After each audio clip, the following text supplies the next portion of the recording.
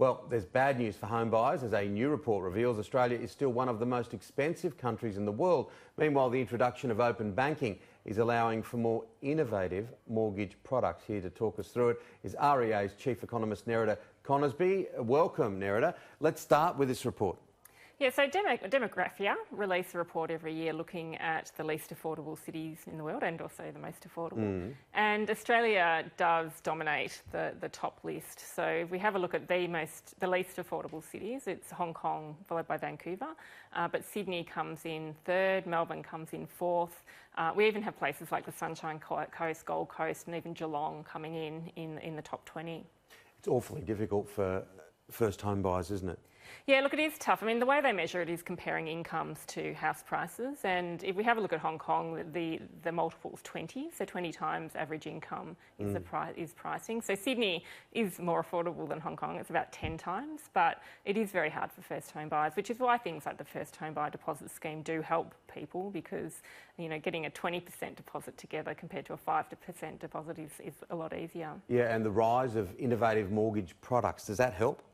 Yeah, they do. Look, it's interesting. There's a new mortgage product in the US called Safe Rate, and the way that this works is that you get a home loan with Safe Rate, and if the value of your home drops, your mortgage actually drops. So we are starting to see quite interesting things coming out with mortgage products.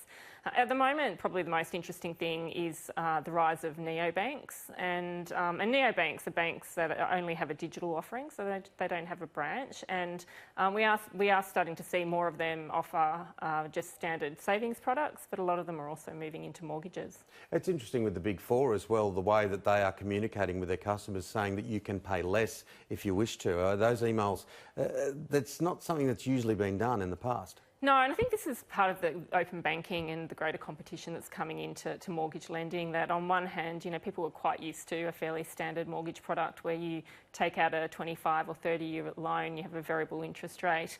But now I think, you know, everyone's trying to get a share of that market. It is a huge market in Australia, and we know people do borrow a lot for housing. So it does make sense to try and keep your customers with you and offer them things that are really good. Well, we see a lot of commercial investors as well, don't we? Yeah, commercial property had a massive year last year. It was actually a record year. I mean, depending who you ask, it was either a record year or the second highest year.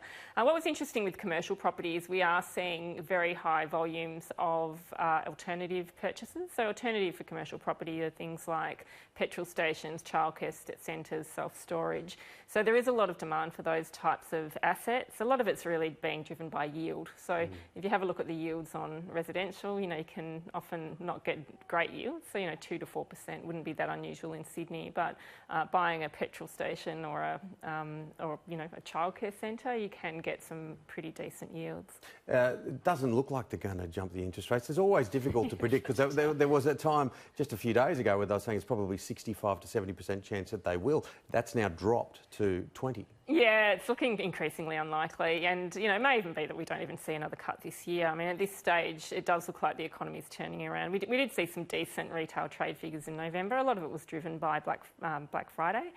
We also saw building approvals start to increase in November, so there is starting to be some positive signs in the market, which does make an interest rate cut less likely. And the Adelaide rental market, interesting space? Yeah, Adelaide rental market's actually quite strong at the moment. So not as strong as Hobart. Hobart rents have jumped by 25% over the last 2 years.